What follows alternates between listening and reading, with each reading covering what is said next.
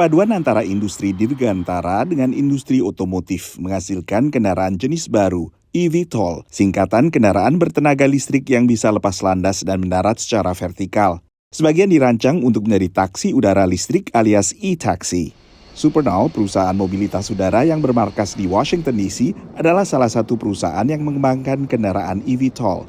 It is an all-electric aircraft that has about a 60-mile range, flies at about 120 miles an hour, will take you short distances with respect to flight, but get you across traffic, across town with ease and comfort. It'll have safety of an airliner, so it'll fly it'll be extremely safe and change the way we move around big urban areas.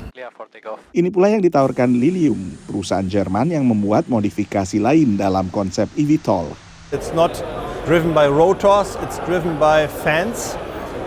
Flies on batteries, has 14 meters wingspan, is 8 meters long, weighs 3.3 tons. It can transport 6 people over 175 kilometers at a speed of 250 kilometers an hour.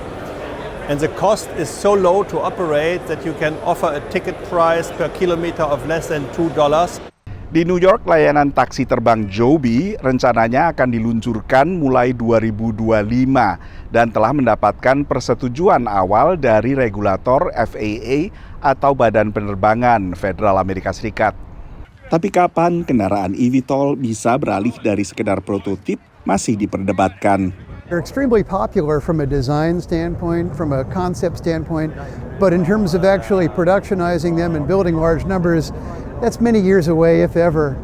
So it's kind of one of those things people like to talk about, but there's not a lot of commercial activity associated with them. You know, there are people who are looking to commercialize flights in 2025 or 2028.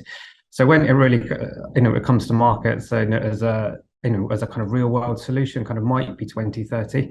But not. I've previously worked in some of the driverless car research, and we've been saying it's it's kind of 10 years away for driverless cars for the past 20, 30 years. So it's always one of those kind of like movable deadlines.